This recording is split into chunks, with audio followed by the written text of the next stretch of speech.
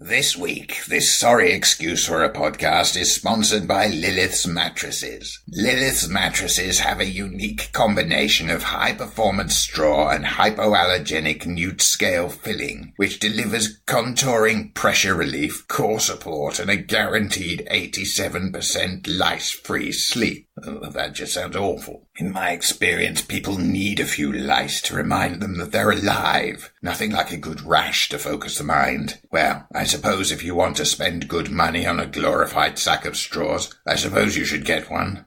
All the tabletop role-playing news, we aim to amuse and we aim to enthuse. And Morris's unofficial tabletop RPG.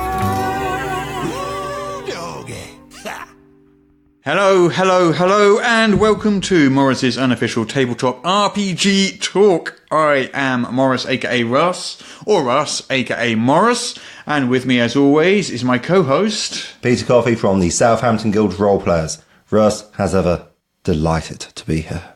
How are you, Peter? I'm superb, thanks for asking. You look tired. I'm a little tired, but in a happy way. I've been out doing role-playing all weekend.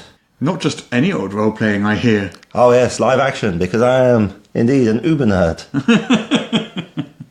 Yes, I did live action role-playing once when I was about 20, I think. But you didn't inhale, I understand. Yeah, good for you. All I can say. Well, the exercise and fresh air are big pluses. The truly toxic amounts of alcohol, possibly less so. Did you enjoy it? I very much enjoyed it. Did the alcohol compensate for the exercise? I think the alcohol may have overcompensated. Oh dear. But I got to try all sorts of interesting new rums and delightful things that were described to me as suitable for engine degreasing, but which were, after all, quite flavourful. A LARP, shouldn't it be LARP-themed drinks? It was, hence suitable for engine degreasing. What was it called then? It was called No Rest for the Wicked. Oh. Yes, a Scottish LARP which had descended as far down south as West Yorkshire. Shall we get on with the news? Yes, we should. Yeah, let's do some news about Chinese censors. Chinese censors and their pyromaniac tendencies. Yes, we should probably do some news about that. Well, Chinese censors rather rudely incinerated the entire run of a Cthulhu RPG sourcebook. Sons of the Singularity, they're a small RPG publisher, and they kickstarted a sourcebook called the Sassoon Files. Yes. Which was a sourcebook for Call of Cthulhu and Trail of Cthulhu. Yes. Got it printed in China because, it's cheap to do that. As you do. The Chinese authorities came along and decided it was inappropriate content and incinerated the lot. To be fair, there were a lot of Chinese communist leaders mentioned by name in the Kickstarter. Well, it was based on the history of Shanghai. Yes. So it wasn't just supernatural stuff, which they disapprove of anyway. Yeah. But also it was talking about, China itself. Yeah, so the formation of various things, and Shanghai is potentially politically controversial. So yes. I can see that. I can see that. Well, that might be a problem for them. But on the other hand, it's like, are you really role playing like in China? Like, I don't know. Maybe Call of Cthulhu is massive in China. I doubt it. It seems unlikely. It might be, but it seems unlikely. You've got like 1 billion people there. I suppose with 1 billion people, a sample of 1 billion people, someone's going to be like 1% of 1% would still be 10 million people. Yeah, that would be quite a lot of people playing Call of Cthulhu. Yeah, that's some quick maths there. I'm impressed. Well, you shouldn't be. Shall we move on? We should. Would you like a job? Would I like a job? I don't know. Do I have to work? Yeah. Oh. Less keen. Go on, tell me. It's a job for Wizards of the Coast. Oh, okay. That's a little bit more interesting. It means you'd have to move to Seattle. Less interesting. We're playing sort of hot or colder with this job advert. Come on. Yes. To be clear, I'm not trying to sell it to you. I'm just telling you about it. Oh, okay. Right, yeah. I don't feel any obligation to sell it to you. Okay. So Satine Phoenix, who's a Wizards of the Coast community manager. Oh, yes, I'm aware of her work. Her contract ends today, in fact, April the 1st. Are you sure? Yes. Okay. Worth checking. It was something announced prior to today. Marvellous. So she has been the community manager for a year. So I'm guessing that she was hired for a set year contract or something. Yeah, anyway, it's been a year they've managed the community, as it were, for the past 12 months, I imagine. Yes, yeah. And now there's a job advert up for a new community manager. Yes. We are actually recording this on April the 1st. Yes. So the joys of recording this are people think it hilarious, put all sorts of unlikely things. And the people who are very good put things which are plausible. And that means that the error checking and fact checking has to be top notch today, is it not, Russ? But we'll get on to April Fool's Day a little bit later. Oh, we should, yes. Yeah. Anyway, so Team Phoenix is out. Who's in? We don't know. We don't know. It's a job application. Ah, that would explain the job application part of this sentence. Yes. Yes, yes. Next news item. Yes, yes. Daryl has done another video. Oh, amazing. What's he done the video on? Dragonlance. Ooh, All about the history of Dragonlance. Oh, yes, yes. I vaguely recall. Has he got special guests on? No, he didn't have special guests on, but he's got some interesting content. Yes, he has some interesting content. He's got lots of footage of a video game that has nothing to do with Dragonlance. Of course. I'm not entirely sure. I didn't quite follow that, but... he has his reasons. He does. But I'm sure he'll castigate us properly in the I'm sure. editor's notes as to why we are so foolish as to have misunderstood the basic reasons why he's got that incredibly relevant game in, and how could you have missed it? Hello, your editor Daryl here. It actually isn't all that obvious, so it's fine that you're confused. Since the recent videos have gotten into the 20-minute range, it gets really hard to find enough artwork and photos I can legally use to fill the time while I'm talking. So I've started just using video game footage that I've recorded off my Twitch streams, so people that are watching the video aren't just staring at a black screen or the same unmoving stock photo for several minutes. Since the only Dragonlance video games are the old gold box games from the 80s and early 90s, I went with a different licensed D&D video game rather than show off those glorious VGA graphics and the stunning 640 by 480 resolution. Plus, those games are hard.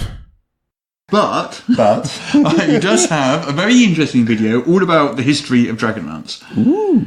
Totally worth checking. Stick the link in the show notes and you can go and watch that video. We should totally watch that video. I really like Daryl's videos. They're informative. I think the next one he's doing is a Shadowrun one. I'm not sure. So the Pathfinder 2 rulebook. The Pathfinder 2 rulebook has gone to the printer. Bum, bum, bum. As has the bestiary, apparently. Ooh, well, these would be useful to have. So I guess nothing's changing now. Yes. Set in stone? Not stone. Paper. Yes. Set in paper. That sounds less permanent. Stone tablets. Pathfinder 2 exclusive. Pathfinder 2 is going to be published in the form of stone tablets. When asked about this, Paizo said that they felt that the shipping costs were worth accepting to prevent people defacing their copies of the book. Makes it a bit harder to pirate, I suppose. It's the nature of lithography these nowadays. It's all the rage. Yeah. So it's due out in August at Gen Con. Yes. Hopefully, with a bit of luck, we'll find out a bit more about it between then and now. Could we get some sort of sneaky preview? Possibly. That would be amazing. That would be amazing, wouldn't it? That would be. I can't think of anything more amazing than that. The Acquisitions Incorporated book. Yes. So, that's got the D&D logo on because it's set in the Forgotten Realms. Yeah, so the Penny Arcade people teamed up with Wizards of the Coast for this book. Yes. And it's coming out on June the 18th. Ooh. And over on D&D Beyond, there is a fairly lengthy preview of it. Ooh. So it's got player options in it. Mm-hmm. So it's got... Anything sticking out? Yeah, so we've got a cartographer, a decisionist, a documancer, a hordes person, a lawmonger, an obviator, an occultant, and a secretarian. Isn't a cultant and a cult accountant? I'm guessing so. We can but hope. Yes, that does seem likely. There's a new character race called the Verdan. Are they green by any chance? I know almost nothing about it, but I would guess there's a greenish tinge to them just from the name. If they turn out to be like a sort of light blue or maybe in slightly purple, no, I will be a bit disappointed. Apparently they were pitched to Jeremy Crawford, who's one of the editors over at D&D, as sexy goblins. Sexy goblins. Yes, sexy goblins. I see. Oh, I can see you're getting quite excited. Yes, well, that's certainly one way to interpret this facial expression. Excitement. There are other ways to interpret it, which are not excitement. Yeah. Anyway, Sexy Goblins. I'm sure that'll be absolutely brilliant, and nothing can possibly go wrong with it. I think so, yes. Yes. The Mystery of Mordecai's Monster. Mordecai's Monster. It is a one-page adventure by me, which you can download for free. Bum, bum, bum. It is one page. Yes. And there's a monster running loose. It's the uncontrolled creation of a mad wizard who likes to sew creature parts together. Seems legit. He seems lovely. Yes. Yeah. It's like, well, it's like he's got these studies, so what can he do but make his own friends? Exactly. Exactly. What else is there in the news? Altered Carbon. Altered Carbon, yes. Altered Carbon, there is going to be an RPG. Oh, okay. Who's that? Richard Morgan wrote the books? Richard K. Morgan, yes. Yes. I Why haven't not? read the books, but I've seen half of the first season of the TV show. Ah, I see, yes. So you're a fan then? It was okay, but it didn't really grab me. But, each of their own. Yes, well, indeed. So, Altered Carbon, it was all about people getting their minds transported across the universe and then inserted into what they call them, skins or something like that. Sleeves. Not sheaves, that would be something else entirely. Yeah. Yes, into sleeves so that they could then use and abuse them and treat them like a rental car. Tell you what I did like about the TV show was how it was more Blade Runner than Blade Runner. Okay. It just the visuals of it. Yeah. It just looked so Blade Runner. Oh, absolutely. I mean, the thing is, I personally was not like 100% in love with the book when I first read it. Mm-hmm. Maybe I'll like it better now. I don't know. Tastes do change, but I was like, oh, okay, yeah. I think I did like some of the other stuff, but I can't remember what it was. Okay, then. Yes. Good chat. Yeah. Good talk, everyone. Glad I came. Breaking news. Peter liked some stuff, but he can't remember what. Fine. There you go. I'm going to break my flow now. This is pure gold for podcast. It was one about a bunch of yuppies that were on a market forces. Yes, that's the book. And it was all about the way that yuppies would get promotion, which was by doing some sort of death race and killing each other. You know the old Talisman board game series? Yeah. There's a Talisman Adventures, the fantasy role-playing game, a new edition of that coming at Gen Con this year. Interesting. Do you think it will preserve the flavour of the board game? I know not. Well, I mean, it has a big fan base amongst people who like going round and round and round and round and round and round in circles for some time before finally one of them manages to get past. Django would love it. Django would be all about turning around that. in circles is possibly his third favourite activity. So players will take on the role of humans, elves, sprites, ghouls or trolls, travelling the realm seeking talismans by using a 3d6 based game system, which looks like it draws some influence from Green Ronin's Age system, adventure game engine. That's the one that they did Dragon Age and Fantasy Age and so forth. And lots and lots of things now. It's their kind of in-house core system now. Okay, well, once you've got something that works, keep using it, that's what I say. Yeah. Fantasy Flight Games would like you to have a free adventure. That's kind of them. It's for their Genesis system. Ooh. It's called Shadow of the Beanstalk. Nice. Or it's for their Genesis system setting, Shadow of the Beanstalk. The adventure itself is called Night on the Town. Oh, okay. The Beanstalk is what, like a space elevator? It's a cyberpunk setting based on the Android series of card games, sending people through the seedy port districts of New Angeles. Ah, yeah. So that's like the Netrunner sort of thing, Android, where you've got teams of hackers and counter-hackers and hilarity ensues. Yeah. I think so, yeah. What else have we got in the news? Monty Cook Games have announced that for their current Kickstarter, Yes. Arcana of the Ancients, Which is the 5th edition conversion of Numenera. sort of, it's totally not the 5th edition conversion. Well, the thing of is, Numenera. as one of the stretch goals for it, they've actually announced the 5th edition conversion of Numenera Only as a stretch goal. as a stretch goal, which I think they've reached. I think now. Oh, okay. Yeah, the actual core Kickstarter is for a fantasy slash sci-fi, science fantasy. Science fantasy, yeah. Science fantasy sort of more toolkit book, which you could use to run Numenera. Ooh. But this stretch goal is for an actual conversion of the Numenera setting itself. Fantastic. 5th edition. Yeah, sounds intriguing. It does. And I think that is it for the news. I hear on the grapevine the war is going well. Soon the humans will fall to our excellent orc army. Stabby? Have courage, Dungface. Yeah.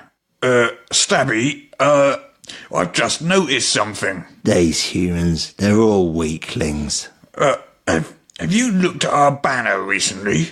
Our banner? The symbol on our banner. Have you looked at it? What? Well, no, a bit. It's a severed hand dripping with blood. Yeah, so? Have you noticed our banner is a severed hand dripping with blood? I don't, what? Stabby, are we the baddies? Well, maybe it's the severed hand of our enemies. Maybe, but is that how it comes across? The optics aren't good. Well, no, but... Whereas the human symbols, they're all, quite nice. Like suns and trees and unicorns and acorns. I mean, I can't really think of anything worse as a symbol than a severed hand. It's not all severed hands. We also have, there's a zombie, a skull, a nice big red eye, and there's a pair of fangs as well. Well, yeah, that's my point. And have you noticed our leader's a necromancer? Well, yeah, that did occur to me the other day, actually. I mean, his name is Malak the Maleficent. Clue's in the name.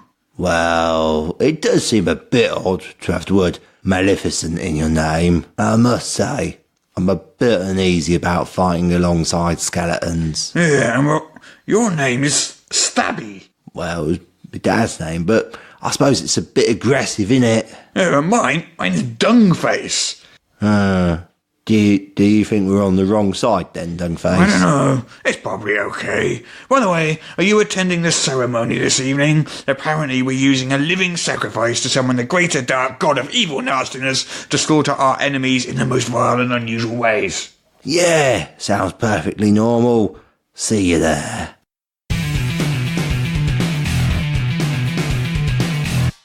So how would you like to play our favourite game in all the world?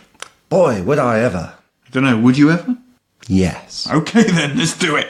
Woo! Our favourite game in all the world, the game in which I read out the name of a Kickstarter and you try and guess what it is from just the name. Right then, are you ready? Woo! Let's do it. Number one. What is Yes? witch plus craft? It's the word witchcraft Yes. with a plus sign in the middle. Is it also potentially a cross in the middle? It looks more plussy than crossy, but I suppose it could be. Yes, Russ. Okay. What is witch plus craft about? or witchcraft, as some might say it. Maybe in witch craft. Maybe it's the cross product of witch and craft. What would that be? Oh, it's been so long since I've done matrix multiplication. Anyway, moving on. Yeah, it's not witch divided by craft. No. That would be an entirely different game. That would be, as you said, an entirely different game. Okay, right. So, witchcraft. It's going to be... I think it is a game where you play witches. Do you know? I do. In a shocking twist of originality. But you know what I don't think it is? I don't think it's a D20 based game. I think they're going to do something entirely different. I'm hoping for...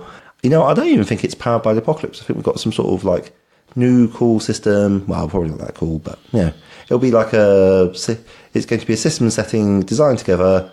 The game is to play witches, and there'll be an exciting custom magic system and all sorts of chances to play around in it's going to be a pseudo medieval setting. I think it's going to be fantasy, and it could be a little bit like Ars Magica, in that you're all playing witches and you have a coven, and then they have adventures going on. Yeah, that'd be pretty sweet.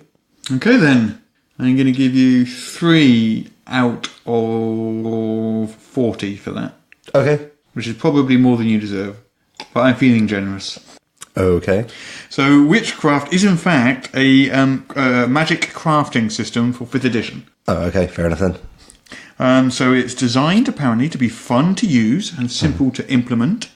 And can be easily inserted into ongoing games without the need for new characters or reinventing campaigns.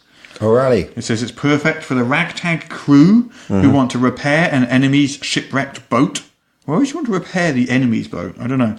Possibly it's become shipwrecked after your ragtag crew has landed upon it. Possibly.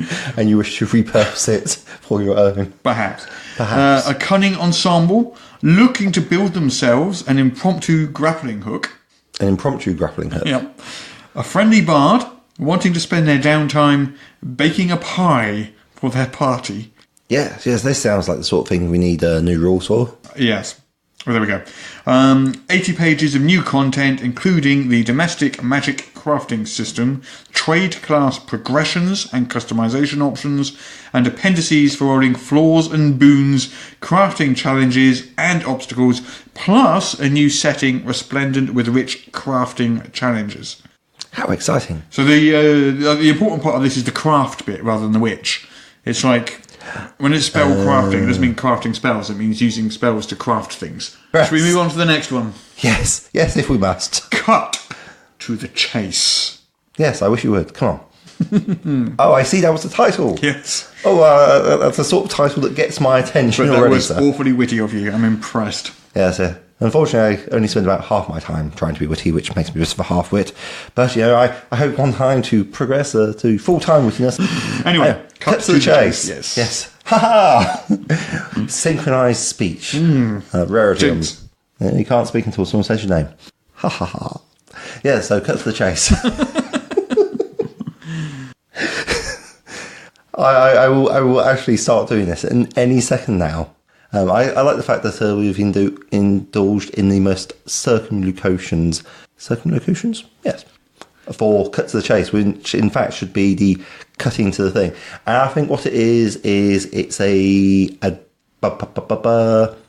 is a compendium of advice for GMs on how to quit their waffling and do the most effective ways of running a game so that they can, just as it says on the tin, cut to the chase, ways to frame and set and sort of do the on-the-fly editing that RPGs really need to shine, to sparkle, to sparkle that pizzazz that makes them the most interesting group art form that one can indulge in, as opposed to just being a dull snooze fest where someone reads in a monotone from inside a book and then everyone else is like, oh, I'll hit it with my axe, if anything, and then rolls a d20. No, this is for the excitement. It could even be a way, I'm hoping for a extension part where it's got a bit on how to do your own, not a podcast, your own actual play. That'd be amazing, yeah. Or maybe has another stretch goal. They've actually got some rules on how to implement chases successfully in RPGs, because that's always one of the really annoying things to have to do. That was long. You're welcome. Should I have a cut to the chase? It would be nice if that's what it was. But what is it? It is not that. So what did you get for the last one? You got 3 points out of 40. I did. Yeah, and this time you're getting minus 40 points out of 3. Intriguing. So what this is a 2-player RPG. One person plays the hunter, the other the prey. Okay. The characters have opposing goals, but the players work together to create an exciting chase narrative where each player sets scenes for the other to get through. Okay. Okay, but that's... and then how... So I guess it's sort of a cooperative game in that the idea is not to create a scene that the other would not be able to get through it at all. I would guess, yeah. So it's kind of collaborative sort of system, yeah. Oh, interesting. Does it say anything about how they intend to implement that, or...? No. Okay. Well, I mean, presumably there is if you went to the Kickstarter and delved into the details, but not on this summary, no. Fair enough. When does that Kickstarter close? That Kickstarter closes on Friday, April the 5th. Friday, April the 5th. Yeah. So as you're listening to this podcast, you have exactly pretty much no time at all to get in and back it. But yeah. Yes, okay, so cut to the chase. And it's certainly an original idea, if not what I was expecting. Okay, next is, what is Simbar, Mother of Darkness? Symbar, Mother of Darkness. Well, it's not The Lion King, which was the first thing I thought of. I wonder if it might be related to the Simbaroon, which is the Swedish RPG setting. Yeah, Simbaroon, there's like a Mother of Darkness, which will be some sort of elder entity that's lurking there in the shadows, ready to devour brains in the Simbaroon role-playing setting. And it's like a sort of a source book / adventure all about that. Well, you are correct. It is the Simbaroon RPG. Woohoo! It is an adventure. Woohoo! It's the fourth adventure in a series called The Chronicle of the Throne of Thorns, an adventure path even, you might call it. Some might, I wouldn't. No. Enter the vast forest of Davokar on a hunt for treasure, lost wisdom, and fame. Fame. It's like the X Factor. Yes. The X Factor for adventuring parties. Yes. And here we have Frag Skull Splitter. What's your turn, Frag? Frag split skulls. So the Mother of Darkness is what the witches of the barbarian clans call the ruined city of Simbar, once the capital of the Empire of Simbaroon. Bum, bum, bum. There we go. That, I think, is the end of our favourite game in all the world. Ever. Yes. Is it your favourite game in all the world? Yeah, it's definitely a game that I can enjoy playing with you. What did I get for that last one? It is a game and it is in the world. I'll give it that much. Yes. Favourite might be pushing it a little. But what was my score for the last one? Or do you only give me scores for that one? You did pretty well, yeah. I did. I reckon a good 8 out of 10 for that one. Fantastic. Yeah.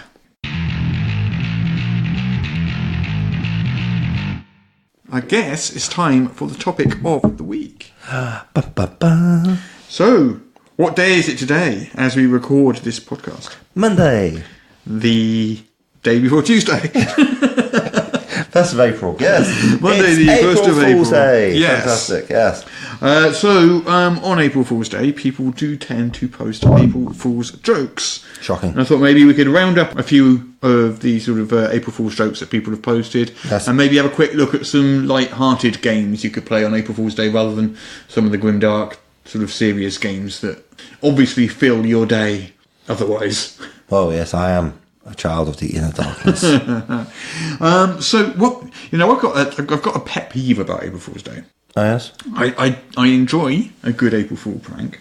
Okay. But it has to be clever. Yes. It cannot just be posting a lie. Anyone can do that. I can just say, I don't know, there's a pack of playing cards in that drawer. That's not an April Fool's joke, it's just a lie. That's true. Yeah. And so when people just post a lie, yes. I was like, try again. It's got to be clever. It's got to be funny. Being funny. It's got to be funny. That's the point. On April jokes. It's got to be funny. It's got to be funny. And that's why the ones that are just a fake product announcement, I don't generally like unless the fake product is actually funny in itself. So if someone just said, fake product announcement, there's going to be a new Red Dwarf RPG. Okay. That's not an April Fool's joke. It's just a lie. That is true. It's just it's not a prank in the slightest. No. So here we go. I was looking at this article over on Gnome Stew, and they have for April Fool's Day posted the April Foolio of Fiends. Oh. So they've got a few interesting monsters here. So basically, there's a collection of critters which are available on. I failed my will save versus that pun. It was pretty bad. It's available on Drive-Thru RPG. The proceeds are going to benefit a children's charity in the US. That's nice. Called Child's Play. Oh yes, yeah, that's the one Penny Arcade's really big on. Yeah, I think quite a lot of the RPG companies over there support that one. But they've posted a few of them. So there's the Mapless Fury. Oh. Tell me more of the Mapless Fury. In a world full of monsters, traps, portals to unknown dimensions, and inns full of quest-giving magicians, sometimes you get a little turned around. It's true. Only the most foul of creatures would take advantage of these moments of assistance to send you in the wrong direction. Oh, the Hound. The Mapless Fury has no mercy when it comes to disrupting your travel plans. Shocking. These are all for 5th edition, by the way, D&D 5th edition. Okay. Nice. So the Mapless Flurry is a challenge 1 medium chaotic neutral undead creature. As you'd expect, yes. And it has the ability to, dominate travel. It chooses a creature that can understand spoken language and begins to give them directions. If they fail a wisdom save, they follow whatever directions they're given for 1 hour. Interesting. Yes, as opposed to the normal state of affairs where someone tries to give you directions and you're so busy concentrating on looking like you're paying attention that you fail to take in a single direction that's been given. Yes. Yes. They've also got the Mimic Beer. The Mimic Beer. A nefarious creature. Yes. It slips into taverns, alehouses, and other establishments that serve fine drinks. Oh. Yes. The Mimic Beer will peruse nearby labels of dwarven stouts, halfling porters, gnomish lagers, and elven pilsners until it finds an appropriate draft to take the place of. Elven pilsners. Elves clearly don't drink pilsners. No, they're definitely wine drinkers. Yeah. Fruit wines and mead. Like anything made from flowers, from honey, that sort of thing. Elves are all over that. I don't even imagine they would drink alcohol anyway. Well, not like... Seems a bit frivolous. They'd have like a little drink just to show you're willing, but then stop it. Whereas to get truly wasted, you need a dwarf. And gnomish lager. I would not drink a gnomish lager. I wouldn't drink a lager anyway, but a gnomish one, you just know it's going to be slightly metallic tasting. Yeah. And they'll put something in like jalapenos or something. Just because. So the Mimic Beer is for Fate. So these are different.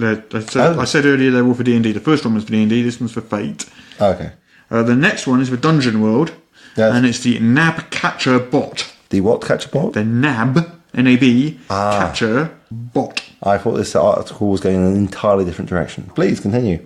A mad scientist once thought he'd solved his city's stray dog problem with a robot programmed to round them up humanely. But then, like most interesting robots, it got some ideas of its own. Oh, awkward. This Nab Catcher Bot has gone off script and decided they needed to help in the canine revolution that only they see happening. Okay.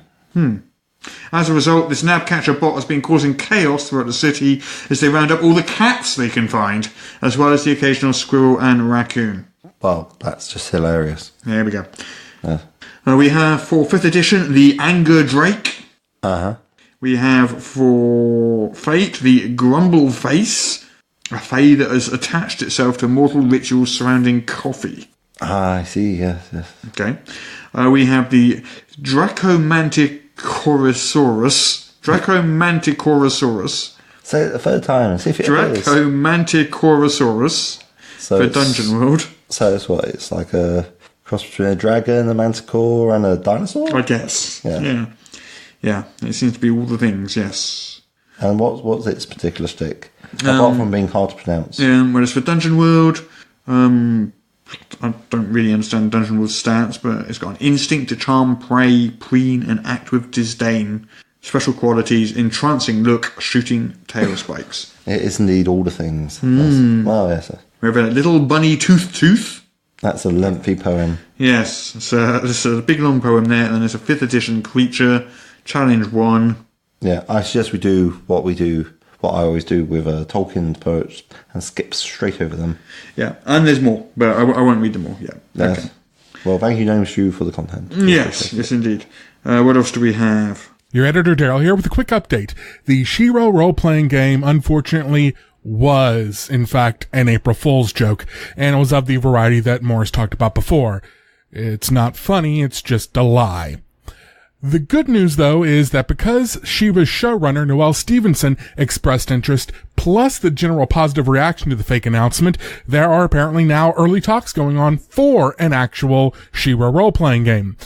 Not involving the people who made the prank, however, but by industry veterans such as designer Crystal Frazier and publishers like Green Ronin. Is that the She-Ra role-playing game? Yes. Well, that was an April Fool's joke. Then I assume it's an April Fool's joke because it's been tweeted on April Fool's Day. Yes. There's no link to a company or product page, and it's all about the She-Ra role-playing game. Aww. And there you go. There's a picture. Boo and or hiss. In September 2020, we will all have the power. I mean, maybe it's real, but I am pretty sure, given the day, it's an April Fool's joke. Modifius has triple player characters for their Star Trek role-playing game. It seems legit. It does seem legit. Yes. That is their April Fool's offering. If you want to play a tribble, head on over to modifius.com and there are tribbles there ready for you to play. You can lie around, squeak, and multiply. I'm listening. Which is pretty much what you do anyways. Well, yeah. Sometimes I divide as well. Chaosium did a little sort of RuneQuest tweet. Oh, really? So those who are fans of RuneQuest will get this. Those who are not will not. Okay. However, Chaosium's tweet is a RuneQuest update. Yes. Recently discovered writings by the late Greg Stafford have revealed the famous Sable tribe of Prax does not ride a type of antelope, as long supposed. Yes. Instead, it seems they really get round on giant minks or weasels. Updates will be made to all relevant PDFs. That's excellent news, important information. Yes. So, did you want to have a look at some light-hearted games? We could have a look at some light-hearted games. Light-hearted games, because I have a list of them. Oh, okay. Yes. And I will say in advance that I have not played any of these games, so we can merely speculate about their nature. Yes. Or you might be. I might have played some of these games. Let's give it a try, shall we? Yes. Number 1. Yes. So we have Toon, the cartoon role-playing game by Steve Jackson Games. Oh wow, that rabbit's seen some shit, man. That's like a 1,000-yard stare. So this is like the granddaddy of all comedy games. Right. And you can play like Roadrunners or Tom and Jerry and all that sort of stuff, or the gadgets from Acme. You can paint tunnels on rock walls and all that sort of stuff. Yes. No one ever dies in it. Well, indeed, why would you? You're a cartoon, you're pretty indestructible. So when you lose all your hit points, you have to sit out of the game for 3 minutes and then come back fully healed. Marvellous. Wonderful, isn't it? So you end up just taking all these crazy risks and doing silly things without the game, playing a cartoon character. As you should. Yes. Starline Publishing have a game called Made. Made? Oh, I've heard of that one. Well, I ever heard of that one. Well, it says here it's the Japanese version of Toon in many respects. Your characters are all maids in an old mansion run by a mad master. He needs you to perform all manner of strange tasks to keep the household working properly. Even getting him breakfast can be a crazed adventure. I don't quite see how this is the Japanese version of Toon, but still, especially with all the maids jockeying for position to be the master's favourite. Okay. I think you'd have to be rather more into anime to really get the best yes. Yeah. Well, this one we've both played. It wouldn't... I would be intrigued in a sort of cautious fashion to see what sort of pre-existing adventures were out there. Yeah. But in a sort of vaguely horrified... Will my eyes be able to unsee what I see if I go looking? Yes. Anyway, Mongoose Publishing's Paranoia. Ah, yes. Well, we've both played Paranoia, so Absolutely. There we go. I was totally wrong when I said I'd never played any of these games. I have played Paranoia. Not Mongoose Publishing's version, though. Okay. I think well, it depends on when it comes out, but I probably have played Mongoose Publishing's. But yes, Paranoia, excellent fun. You have a bunch of clones who are variously in a society where being a communist, a mutant, or a member of a secret society are all absolutely forbidden. And, of course, your clones are all of the above. Unknown to Friend Computer, the terrifying artificial intelligence that looks over you. And then there are various ways you can play it with a very serious, like, trying to manage in a sort of very grim setting, or just trying to kill each other as fast as possible whilst not being destroyed by Friend Computer. Yeah. Your editor Daryl here with a quick update. A Paranoia video game was announced today, Wednesday, April the 3rd. The game will be out on PC and consoles later this year. You can find out more, including see the trailer on the official Twitter account and Facebook pages at Play Paranoia, no space. You'll like this one. Yes. It's a Savage Worlds game.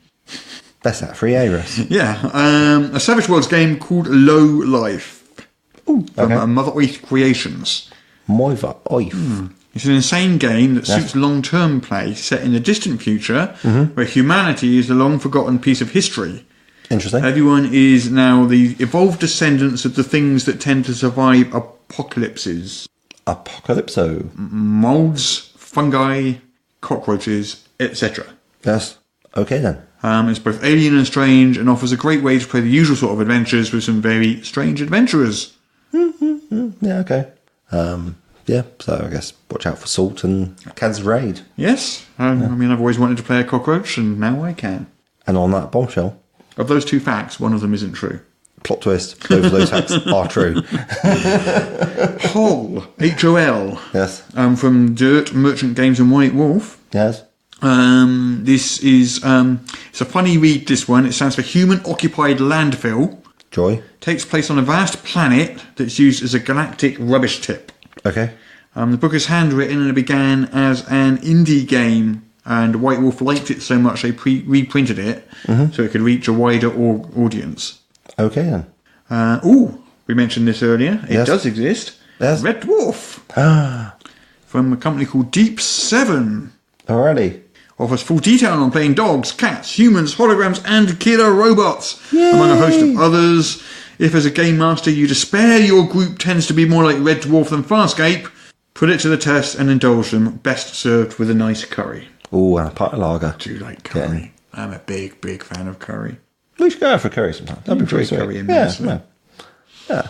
Pasión de la Pasiones. I don't know if I'm pronouncing that at all. This is Latino telenovelas. How would you pronounce that? Pasión de las Pasiones. Something like that. Yes. Yes. You have to put it. You have to say it, but with more passion. Yeah. My ability to do accents is non-existent. Oh, I don't know about that. Do a good West Country or This is the Apocalypse engine. Ah, yes. Characters range from the gangster boss, the Yes. matriarch, the innocent, the manipulative seductress, to the twins and the heroic lover. Everyone is wealthy, attractive, and smoulders with unbridled passion in every form. Overplay everything, make convoluted plans to secure the one you love or destroy a hated enemy, and try and do it all with a straight face. You know what? Like, I'm not normally the biggest fan of the storytelling games. I've not found them satisfying, but I would so play that game. That's the absolute perfect conjunction of system and setting right there. That's going to be an amazing. Wow. Yeah. Okay. Sign me up. I'll play that game. Anyway, I'm sorry. How about Fiasco? Is Fiasco an RPG? Yeah. Fair enough. I've always been a bit ambivalent about thinking of it as an RPG. Have you played it? No. Oh, I have played it, and essentially you go around and create like the setting together, and then you create, then you suggest the scene that you want to be in, and then someone else is in it as well. It's designed for a single session, isn't it? And it's quite storytelling. Yeah. It's like it's all about how to get yourself into as much trouble as you possibly can. It's like but you're not. You're sort of portraying rather than playing the character. In that there is necessarily like it's not something that one is invested in actually playing as a character. So that sense of I guess I just don't like it because I don't get the sense of immersion from playing the characters because I'm constantly having to break out to think of ways to make the story. Fair enough. That's quite a decent little list of light-hearted games you could jump into for April Fool's Day, though. At least one of which I am all over like rice and rice. I would add Ghostbusters to that list because that's another Absolutely. silly, light-hearted game which you play basically. Well, I mean, You giggle your way through, essentially. Yeah, there's that 1 in 6 chance of something horrendously awful going wrong. Yeah, in the most I don't think it has to be awful. It just has to be a sort of thing. Yeah, thing. stuff has to go sideways. It's the best way. Yeah, well, I think it's good because, like, some people take their role playing very, very seriously. Other groups are just like Monty Python jokes all the way through, and there just isn't, it's complete levity the whole way through. I prefer games where you can have a variety of tones. Yeah. Because then it's like it helps you appreciate the humour more if you have some drama, and makes you appreciate the drama more if you've got some humour to lighten it. Exactly. Pacing, tone. We agree on something. It had to wonderful happen is that? sometime. It did have to happen sometime. I posted on our Patreon, which you can find at patreon.com/Morris. That's MORRUS. Here's the place to post your Patreon questions for next week's episode, which we record on Monday. Ask us anything as long as it's about RPGs and we'll try to answer it. This week, we'd like to focus on questions not about us or our favourite things, but more about gaming in general, advice or suggestions perhaps. Think of it as Patreon's Ask Questions, aka Morris and Peter Solve Your Problems, or PAQAKNAPSYP for short. Because I know you do like... Oh yes, that sounds like a much more Morris sort of title. You do like an acronym, so there you go. In fact, Can you say that? Packhammer-sipe. Packhammer-sipe.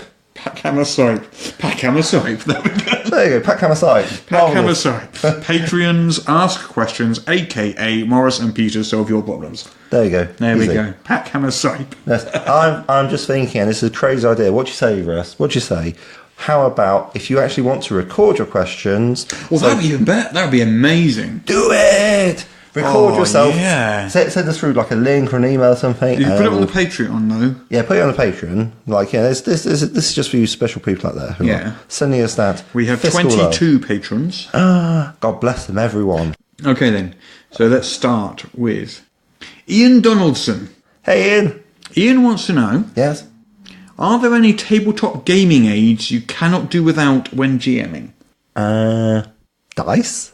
I'm generally pretty reliant on dice, even if I'm going completely freeform. Okay, I think we can probably take dice as a given. I'm super visual oriented, so I very much like I can do without it, but what I really like is I need a pen, like some board pens and like a sort of a battle mat to write on, because I just use that so much. It's like it's a large part of my communication requires me to, like, when I'm setting up a game, like all the people know each other, then it's like, writing out the names and how they introduce and providing a relationship diagram, to doing a sort of like a brief sketch or theatre of the mind, to even just recording the weird and wacky things that players say.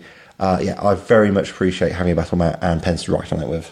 I really enjoy one of those magnetic initiative trackers. Having a player take charge of the initiative, so I don't have to do it, and they can just write down their names on the little things and just rearrange them accordingly. It makes it go much, much faster and much, much smoother, and I don't have to track that. Oh yeah, I don't get them to write it on the battle mat itself. Oh, you could do that too, yeah. That's what I do when we haven't got the tracker. Yeah. They're quite handy little things. Yeah. Pathfinder. Well, I like when the players can see the initiative chart, so they know they're coming up, so they can be ready. Oh yeah, absolutely.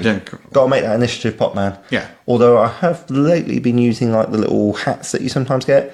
It's basically a folded over bit of card that you whack on top of the GM screen, and you sort of arrange that in the order of who's acting when. Yeah, I don't use GM screens. So. No. Not a fan of the GM screen. No. But you can still use little hats and you just move them around. Yeah. Just makes it a bit easier to see. What other accessories do I use? I mean, I always try to use miniatures when I can because I like them.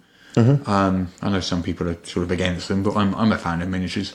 My gaming tends to be a bit more mobile, so I have a collection of like very small discs. They're about a centimetre across. I've got red ones, green ones, and blue ones. I've got some white ones as well, which enables me to do a full colour coded set. Accessories. So one thing we use a lot is when you've got a whole sort of like you've got 7 different goblins and you're trying to track the GM's trying to track the hit points and any sort of conditions on each and all that sort of stuff. You need to be able to distinguish between them. Yes. And we used to just write swordy, macy, depending what they've got, or slightly blue one and all that sort of stuff. Yeah. Until we got some old bottle top things in different colours, and you just throw them over the top. So you've got a red one and a green one, and it's just like a little plastic ring you just chuck over the top of the miniature. Okay, yeah. And there it is. And then we upgraded. Ooh. We searched online to find out whether there are any better solutions. Yes. And you can get these bases, which are miniatures, which are perfectly sized for a miniature to slot into, and you just get them in different colours. So they come in red and blue and green and black and orange, etc. All this sort of stuff. And they come in, they're designed specifically for miniatures, so you get medium size, small size, and large size ones. Yep. And it's the perfect way to distinguish between them. Okay, that sounds pretty good. I have lived without, but prefer to have with me, coloured stones, coloured glass beads. Okay. They come in a variety of sizes. I've got some white ones, some amber ones, green ones, purple ones, and like a variety of other colours. Yes. I use these for conditions, to represent things, and also I often use them as inspiration markers. Oh, I just like to inflict the condition on the player. Yes. Actually paralysing them with a swiftly placed vial of neurotoxin. Some people don't like it, but really, they really need to get on board with Why it. isn't Bob talking? No, he's paralysed. One other... tabletop money. Rather than having money recorded as a number on a character sheet, Yes. I like to have an actual currency, and you can just grab, just a cheap way of doing it, some Monopoly money, Yeah. or some plastic coins, Absolutely. or you can even make your own, I guess, out of paper, or you can buy some quite nice card ones. Well, this is a secret vice of mine that I am very fond of the metal coins that one can occasionally get. You can get metal ones. That are expensive. They come in bronze and silver and gold. It's But nice. what I did, I just went into a toy shop in town and Yes. bought just like a great big bucket full of plastic coins. Nice. And, it's a lot cheaper than buying the metal ones.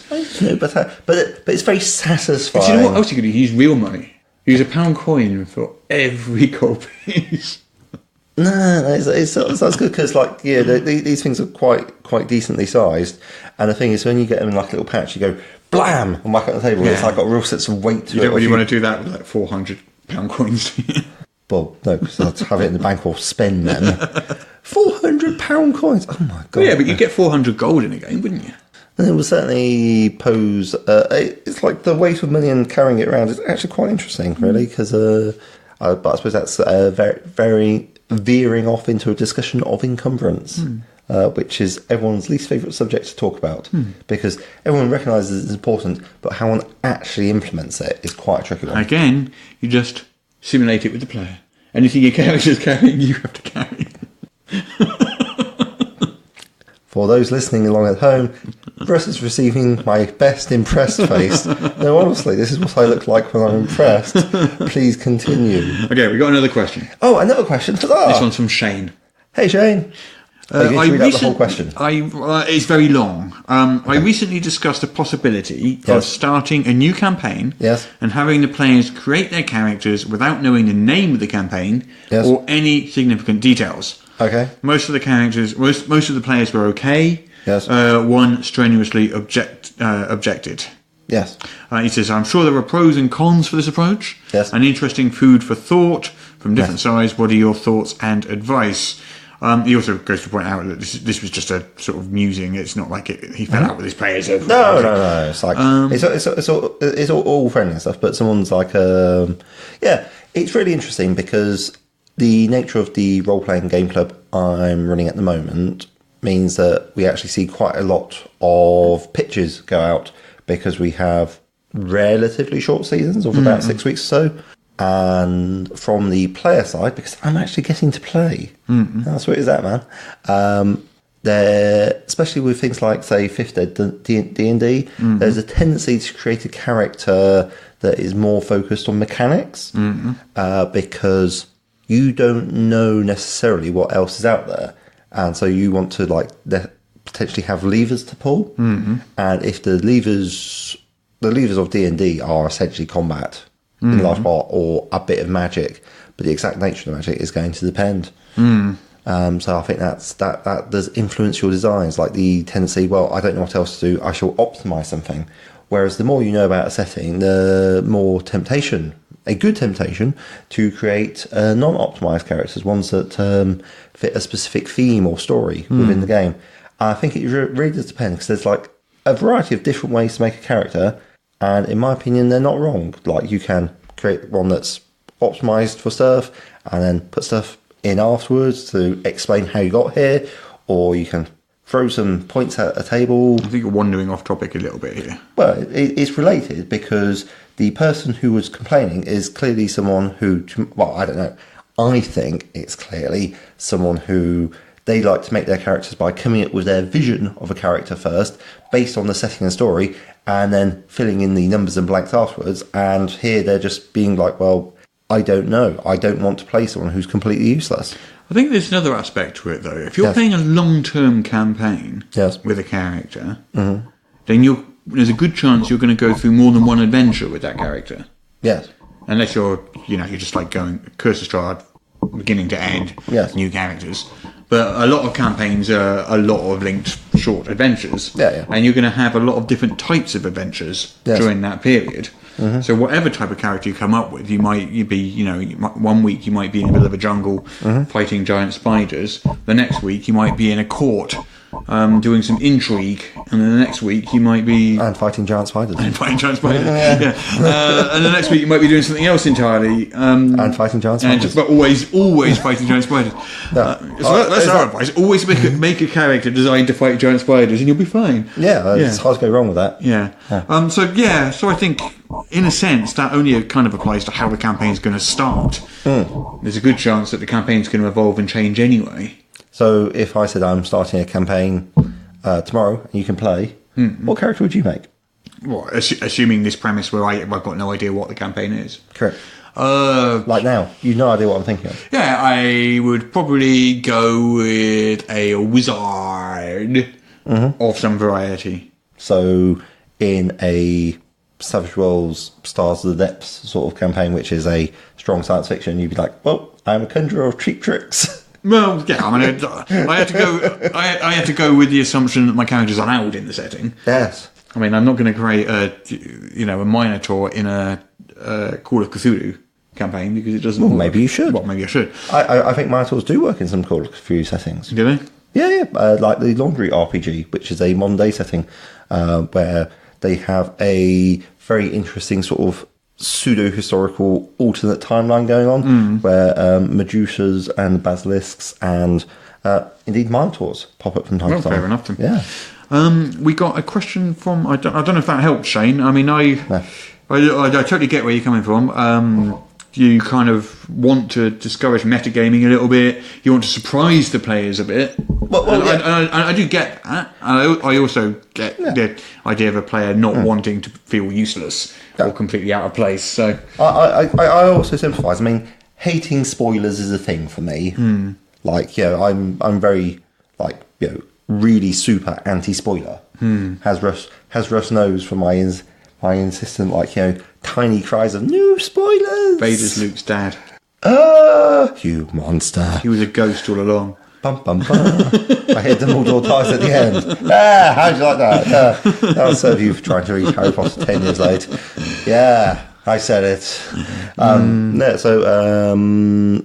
But there is a certain need to prepare for games, and one of the very frequent problems that springs to mind for, say, the Rangers in Dungeons and Dragons is that they never know where they're going to be playing. So it's like their favourite terrain is a thing, and they're like, well, where am I going to be? So I remember one guy once tried to spin my favourite terrain is outside.